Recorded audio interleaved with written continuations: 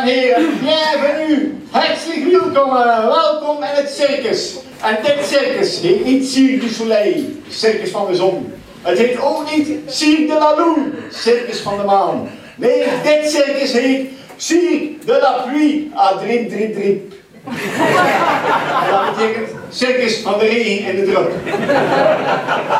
Maar toen kwam ik hier aan en toen zag ik dat ik toch weer de mooie leeuw genoemd had. Het is crisis, beste mensen. Crisis in het circus, crisis in de economie, crisis in aardebod.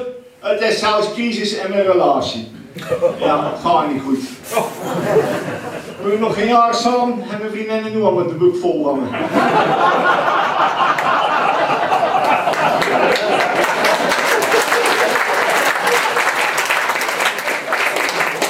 Het is een crisis in Lulleklap, want dan denk je aan een heel actueel onderwerp over een verhaal over Lulleklap, over de crisis. En wat staat er vorige week in de kranten? De crisis is voorbij. Nou, toen was mijn crisis in huis om hoor. Probeer een week voor Lulleklap nog maar eens mee in uw verhaal te komen.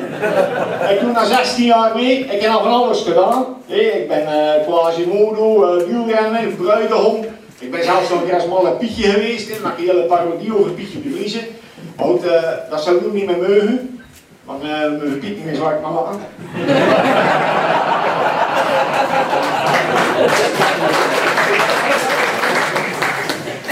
Ja, ik ben de crisisclown en dat zie je ook al aan me. Mijn outfit en mijn jaar geen cent gekost. Die jas die is aan 50 jaar nog alles meegehaald. Die boerenkiel is nog ouder. Die prukken die heb ik nog een keer gebruikt als kapitein Rooibos. Kortom, ik loop op Biesman, ik rijd altijd Biesman. Ik ben eigenlijk een soort kliniekclown. Weet je, als je die clowns die komen in het ziekenhuis langs om je weg op te vrolijken. En ik kom langs als je in de crisis zit. Als je heel diep in de put zit, bel me maar. Ik help je graag nog iets dieper de put.